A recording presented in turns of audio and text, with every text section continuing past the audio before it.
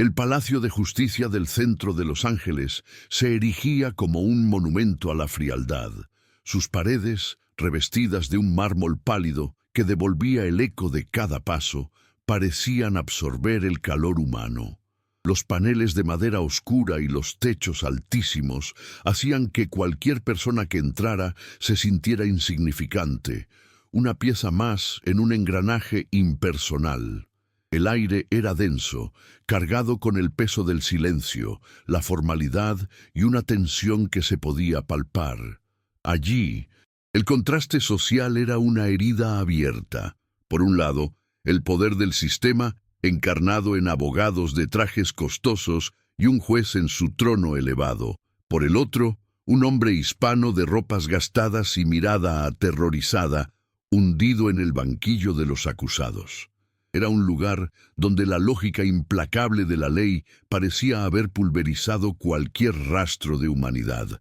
Un teatro donde los destinos se sellaban con la misma indiferencia con la que se archiva un documento. En el centro de todo, presidiendo desde su estrado, se encontraba el juez Ricardo Vargas. A sus 62 años, era la personificación del poder y el temor. Su apodo, el martillo, no era una exageración. Sus sentencias eran famosas por su dureza implacable. Su apariencia era impecable, un traje de diseñador que no admitía ni una arruga y un cabello canoso perfectamente peinado. Sin embargo, su rostro era una máscara de amargura permanente y sus ojos, dos pozos de un vacío que nada parecía poder llenar. Comandaba la sala desde una silla de ruedas motorizada, el resultado de un accidente en la Pacific Coast Highway que 20 años atrás le había arrebatado el movimiento de sus piernas y la vida de su esposa. La silla era su trono y su celda, un recordatorio constante de que, aunque podía decidir sobre la libertad de otros, era impotente para cambiar su propio destino. En la primera fila, como un punto de luz en medio de tanta sombra, estaba sentada Sofía. Con solo 8 años, parecía aún más pequeña en la inmensidad de la sala. Sus ropas eran sencillas, un poco descoloridas por el uso, pero impecablemente limpias. Su rasgo más sobrecogedor eran sus ojos, enormes y de un color castaño luminoso, que observaban a su padre con un dolor silencioso, pero sin una pizca de desesperación. En ellos no había rendición, sino una fe terca, una esperanza inquebrantable que resultaba casi desafiante en aquel ambiente cínico. Abrazada a sí misma, aguantaba la respiración mientras el murmullo de la sala se extinguía. El juez Vargas se preparaba para hablar, y el silencio que cayó fue mortal. El tipo de silencio que precede a la caída de una guillotina, donde el futuro de un hombre pendía del hilo de unas pocas palabras. Ricardo Vargas carraspeó un sonido seco que resonó como una sentencia anticipada. El destino del hombre estaba sellado, pero justo cuando sus labios se abrieron, una voz fina y clara cortó el aire. «Suelte a mi papá y yo haré que camine». Un murmullo de burla y lástima recorrió la sala. Los abogados intercambiaron sonrisas condescendientes. Irritado, el juez fijó sus ojos helados en la niña, listo para ordenar que la sacaran. Pero al encontrarse con la fe absoluta en esa mirada, algo se rompió. Durante 5 segundos eternos, un calor intenso, una sensación olvidada por 2 décadas, le recorrió las piernas. Miró hacia abajo, atónito, y vio cómo el dedo gordo de su pie derecho se contraía mínimamente, un milagro privado. Es en estos momentos, cuando lo imposible sucede, que recordamos la fuerza de estas historias. Si este relato te toca, considera suscribirte para ayudarnos a seguir contándolas. El mazo de Ricardo Vargas cayó sobre la madera con un golpe seco que resonó en el silencio atónito de la sala. Decretó un receso con una voz ronca, irreconocible para quienes solo conocían su tono de hierro. El murmullo de confusión se convirtió en un clamor mientras los alguaciles intentaban restaurar el orden. Pero el juez ya no los oía. El mundo se había reducido a un túnel, en cuyo extremo estaban los ojos de aquella niña y la sensación fantasma en sus piernas, un eco de vida que creía enterrado para siempre junto a su esposa. Ignoró las preguntas del fiscal y las miradas de sus colegas, maniobrando su silla con una urgencia que no sentía en años. El imponente palacio de justicia, su fortaleza de amargura, de repente se sentía como una prisión de la que necesitaba escapar, no físicamente, sino de sí mismo, del hombre que había sido hasta hace 5 segundos. En la solemnidad de su despacho, rodeado de libros de leyes que prometían orden y lógica, el caos reinaba en su interior. Los pesados muebles de caoba y los retratos de juristas severos parecían juzgarlo por su repentina flaqueza. Despidió a sus asistentes con un gesto brusco, un movimiento que denotaba una impaciencia que rayaba en la desesperación. No quería análisis legales ni consejos procesales, necesitaba la verdad, pero una verdad que no se encontraba en ningún código.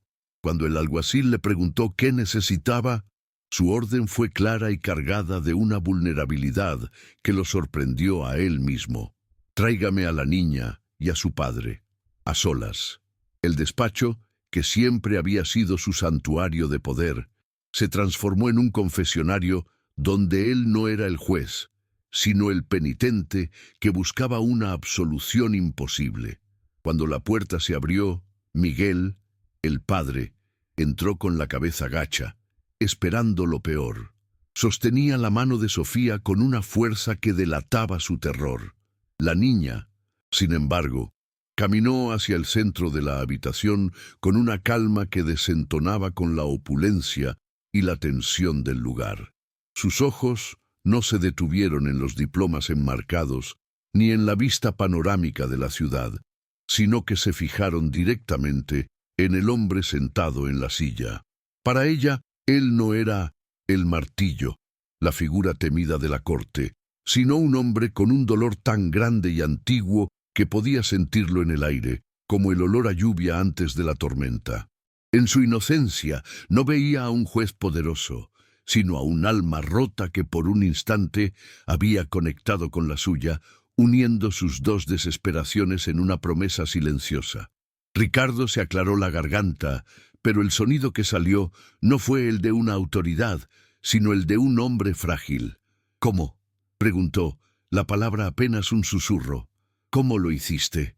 No esperaba una explicación científica, sino algo que su lógica pudiera al menos intentar procesar. Sofía lo miró, sin un ápice de miedo, y su respuesta fue de una simplicidad aplastante. «No hice nada», dijo con su voz fina y clara. «Solo le pedí a Dios muy fuerte. Le dije que si dejaba que mi papá se quedara conmigo, yo le daría mi deseo más grande para que usted pudiera sanar su dolor. Pensé que era un trato justo, la pureza de su lógica, una transacción de fe y sacrificio, desarmó por completo el cinismo que Ricardo había cultivado durante 20 largos años de sufrimiento. El juez se quedó sin palabras, observando al padre y a la hija. Vio en Miguel no al acusado descrito en los expedientes, sino a un hombre común, atrapado en una red mucho más grande que él, cuyo único crimen visible era amar a su hija con una devoción absoluta. Por primera vez, Ricardo leyó el expediente del caso no con los ojos de la ley, sino con el corazón de un padre, el que él mismo había dejado de ser. Las inconsistencias que antes había descartado como detalles menores, ahora se alzaban como montañas de duda. La evidencia parecía demasiado perfecta. El testimonio del único testigo, demasiado ensayado. Empezó a sentir el frío hedor de una injusticia fabricada, un engaño que su propio sistema, su propio martillo, estaba a punto de validar con un golpe final y ciego. El recuerdo del accidente lo golpeó como una ola helada. La Pacific Coast Highway al atardecer, el sol tiñendo el océano de naranja y púrpura, la risa de su esposa llenando el auto. Luego, el chirrido de neumáticos, el estruendo metálico y un silencio antinatural, roto solo por el sonido de las olas indiferentes.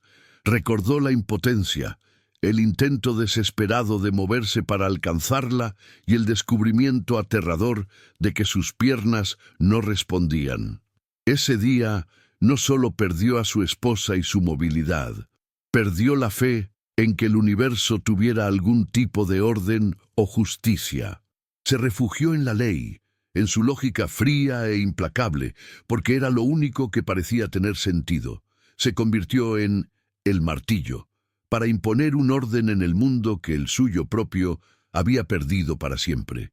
Y ahora, esta niña le ofrecía una esperanza que era, en sí misma, una forma de tortura. La esperanza era un veneno aterrador, porque lo obligaba a sentir de nuevo, a bajar las defensas que tanto le había costado construir. Si se permitía creer, aunque fuera por un segundo, y resultaba ser una falsa ilusión, el dolor sería 1000 veces peor que la amargura constante en la que había aprendido a vivir. Se cuestionó si estaba perdiendo la razón, si el estrés y el dolor crónico finalmente habían fracturado su mente. Luchaba contra el cínico que él mismo había construido ladrillo a ladrillo, un hombre que se reiría de la idea de un milagro. Es en esa encrucijada del alma donde las historias como esta nos recuerdan lo frágiles que somos. Si te sientes conectado con esta lucha, tu suscripción nos da la fuerza para seguir adelante. La puerta de su despacho se abrió de golpe. El fiscal del distrito, Robert O'Malley, un hombre ambicioso cuya carrera se basaba en condenas rápidas, entró hecho una furia. ¿Qué demonios fue eso, Ricardo? Un receso por un arrebato infantil. La prensa va a devorarnos vivos. Estás comprometiendo un caso cerrado. La voz de O'Malley era afilada, pero Ricardo lo miró con una calma gélida que lo descolocó. El caso no está cerrado, Robert, respondió, su voz recuperando parte de su antiguo acero. De hecho, acabo de reabrirlo. El fiscal lo miró como si se hubiera vuelto loco. Estás poniendo en riesgo tu reputación por la fantasía de una niña. Estás emocionalmente comprometido. Te destruirán por esto. Pero Ricardo ya no temía ser destruido. Ya lo habían destruido una vez y había sobrevivido. Mi reputación dejó de importarme hace 5 minutos en esa sala, declaró, su mirada fija en Sofía, que observaba la confrontación en silencio. Voy a iniciar una investigación privada, con mis propios fondos. Quiero cada pieza de evidencia reexaminada, cada testimonio verificado. Y quiero que alejes a tu oficina de esta familia. La orden no era la de un juez, sino la de un hombre con una misión. O'Malley salió de la oficina dando un portazo, pero su amenaza quedó flotando en el aire. La guerra había sido declarada y Ricardo Vargas acababa de elegir un bando, no el de la fiscalía ni el de la defensa, sino el de la frágil esperanza que una niña de 8 años le había devuelto. La noticia corrió como la pólvora por los pasillos del poder de Los Ángeles. El martillo se quiebra, tituló un blog legal. Los rumores sobre su salud mental se convirtieron en el tema de conversación en cenas elegantes y clubes privados. Sus colegas lo evitaban, mirándolo con una mezcla de lástima y desdén. Se había convertido en un paria en el mundo que él mismo había dominado. La burocracia del sistema judicial, que antes trabajaba para él, ahora se erigía como un muro impenetrable. Las solicitudes de documentos se perdían. Los testigos clave no estaban disponibles y cada paso que daba era recibido con una resistencia pasiva y frustrante. Estaba solo, luchando contra la misma maquinaria que él había ayudado a perfeccionar, una maquinaria diseñada para aplastar a quienes se atrevían a desafiarla. Pronto, la resistencia pasiva se convirtió en una amenaza activa. Una noche, una piedra envuelta en un periódico con la noticia de la reapertura del caso rompió la ventana del modesto apartamento de Miguel en Boyle Heights. No hubo nota, pero el mensaje era inequívoco. Los hombres poderosos que habían incriminado a Miguel para proteger sus propios intereses se habían dado cuenta de que el juez no iba a detenerse. El miedo, un sentimiento que Ricardo creía haber olvidado, regresó con una fuerza helada, pero no era miedo por sí mismo. Era un pánico visceral por la seguridad de Sofía y su padre. La búsqueda de la verdad ya no era un asunto legal. Se había convertido en una carrera desesperada por mantenerlos con vida, por proteger la única luz que había logrado penetrar su oscuridad. En medio del caos y el peligro creciente, un vínculo improbable comenzó a florecer. Ricardo empezó a visitar a Miguel y Sofía, no en su opulento despacho, sino en su pequeño y humilde hogar. El olor a frijoles y tortillas recién hechas reemplazó el aroma a papel viejo y cera para muebles. Se sentaba en su mesa de cocina, un gigante fuera de lugar en su silla de ruedas, y ayudaba a Sofía con sus tareas de matemáticas. En esos momentos no era el juez ni el protector, sino simplemente Ricardo. Ella le contaba historias de la escuela y él escuchaba. Realmente escuchaba, por primera vez en años. La fe inquebrantable de la niña se convirtió en su ancla, y su sonrisa, en la razón para seguir luchando sin importar el costo personal o profesional. La llamada llegó como un puñal de hielo en la noche.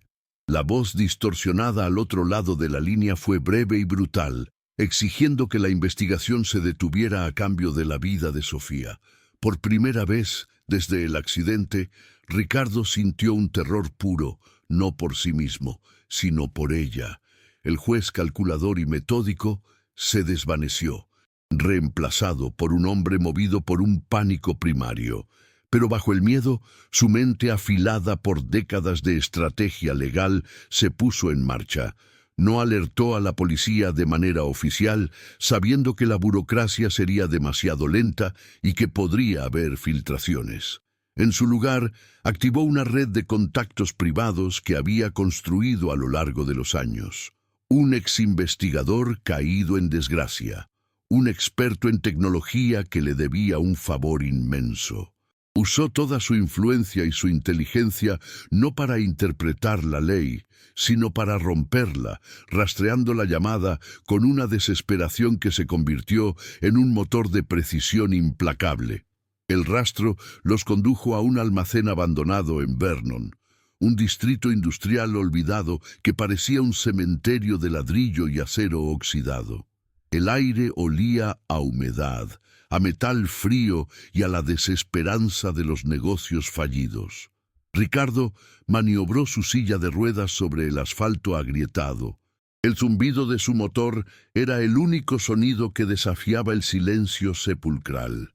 Dentro, la penumbra era casi total, rota solo por los finos rayos de luz que se colaban por las ventanas rotas del techo, iluminando partículas de polvo que danzaban en el aire como fantasmas. Vio a Sofía atada a una silla en el centro de la vasta nave, pequeña y frágil. Dos hombres, claramente nerviosos y fuera de su elemento, la custodiaban. Al verlo entrar, solo, en su silla, una sonrisa de arrogancia se dibujó en sus rostros, subestimando por completo la furia que se escondía detrás de aquellos ojos cansados. La confrontación no fue un despliegue de fuerza física, sino una guerra psicológica. Ricardo avanzó lentamente, su voz resonando en el espacio cavernoso, no con la autoridad de un juez, sino con la calma aterradora de un hombre que ya no tenía nada que perder. «Saben quién soy», dijo, su tono bajo y uniforme. «Saben que si le pasa algo, no habrá lugar en este planeta donde puedan esconderse. No hablo de la policía, hablo de mí». Mientras hablaba, su investigador privado y un par de hombres contratados se posicionaban silenciosamente en las entradas, un plan ejecutado con precisión militar. Cuando uno de los secuestradores, perdiendo la paciencia, se abalanzó hacia Sofía, Ricardo reaccionó con una velocidad que nadie esperaba. Impulsó su silla con toda la fuerza de sus brazos, interponiéndose entre el hombre y la niña. Su cuerpo inerte, su prisión de 20 años, se convirtió en su escudo final y definitivo. En el caos que siguió, con la llegada de su equipo y la rápida neutralización de los captores, el mundo pareció desvanecerse para Ricardo. Solo existían él y Sofía. Cuando la desataron, ella corrió hacia él y se aferró a su pierna, sollozando. Él la rodeó con sus brazos, enterrando su rostro en su cabello, inhalando el aroma de su inocencia y sintiendo cómo el hielo que había encapsulado su corazón durante 2 décadas finalmente se rompía en 1000 pedazos. La miró a los ojos, las lágrimas surcando su propio rostro por primera vez desde la muerte de su esposa. Sofía, susurró, su voz rota por la emoción. El verdadero milagro, el único que importa, no fue sentir mis piernas en el tribunal, fue esto, fue volver a sentir mi corazón. Perdóname, por favor, por haber sido un hombre tan ciego y amargado durante tanto tiempo. Sofía levantó su pequeña mano y secó una de sus lágrimas. Su mirada llena de una sabiduría que trascendía sus 8 años. No dijo que lo perdonaba, porque en su mundo puro no había nada que perdonar. En su lugar, lo abrazó con más fuerza, su mejilla presionada contra la tela de su pantalón. «No estás roto», le dijo con una convicción que lo sanó más profundamente que cualquier milagro físico. «No necesitas caminar para ser un héroe, Ricardo. Ya eres el mío». En ese almacén polvoriento, en medio de los restos de un crimen fallido, Ricardo Vargas finalmente encontró su absolución. Su fuerza no residía en sus piernas, sino en el propósito que esa niña le había dado. El juez había muerto, y en su lugar, con un abrazo como bautismo, acababa de nacer un padre. La investigación privada de Ricardo, financiada con su propio dinero y ejecutada con la precisión de un cirujano, desmanteló la conspiración pieza por pieza. Las pruebas fabricadas se derrumbaron bajo el peso de la verdad, y los testimonios ensayados se deshicieron en confesiones nerviosas. Los hombres poderosos que habían incriminado a Miguel para cubrir sus propios crímenes fueron expuestos, sus nombres manchando los titulares que antes los elogiaban. En una sesión judicial breve y sin la pompa de la anterior, todas las acusaciones contra Miguel fueron retiradas. La justicia, esta vez, no llegó con el golpe de un martillo, sino con el susurro silencioso de la verdad saliendo a la luz. Ricardo observó desde la última fila, no como un juez, sino como un testigo, sintiendo una paz que ninguna sentencia condenatoria le había dado jamás.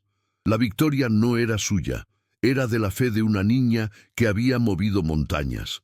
Pocos días después, Ricardo Vargas presentó su renuncia.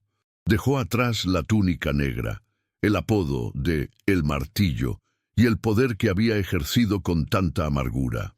Su transformación era completa y necesitaba un propósito que reflejara al hombre en el que se había convertido.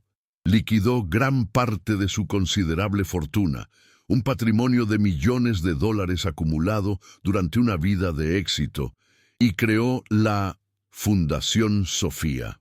Su misión era simple pero monumental: ofrecer la mejor defensa legal gratuita a aquellos atrapados en las garras del sistema sin recursos para defenderse. Ya no se sentaría en un estrado para juzgar, sino que usaría su conocimiento y su riqueza para nivelar el campo de juego, asegurándose de que ninguna otra familia tuviera que enfrentarse a la maquinaria de la injusticia sin una espada y un escudo. Su vida personal floreció de una manera que nunca creyó posible. Con el consentimiento total de Miguel, Ricardo se convirtió en el tutor legal de Sofía, formando una familia tan improbable como hermosa. Su mansión en las colinas, antes un mausoleo de recuerdos dolorosos, se llenó de risas y del aroma de la comida casera de Miguel. Las tardes ya no transcurrían revisando expedientes legales, sino sentado en el suelo del salón, ayudando a Sofía con sus proyectos de ciencias o escuchando sus historias del día. Los fines de semana, Los tres iban a lugares como Griffith Park, donde Ricardo, impulsando su silla con una energía renovada, competía en carreras con Sofía mientras Miguel los animaba. El hombre que había sido una isla de soledad, ahora estaba anclado por el amor de una familia que él mismo había ayudado a salvar y que, a su vez, lo había salvado a él. Ricardo nunca volvió a caminar, pero descubrió que no lo necesitaba. Su verdadera parálisis no había estado en sus piernas, sino en su corazón. Ahora se movía por el mundo con una ligereza y una alegría que la movilidad física nunca podría haberle otorgado.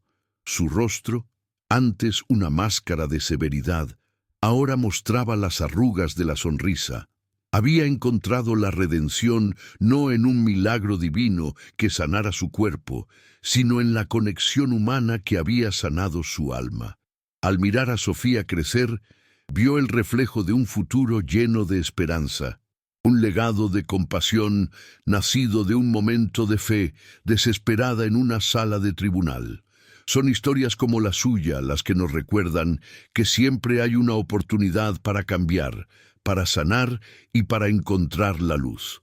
Gracias por acompañarnos en este viaje. Tu apoyo al suscribirte nos permite seguir creyendo en el poder de estos relatos.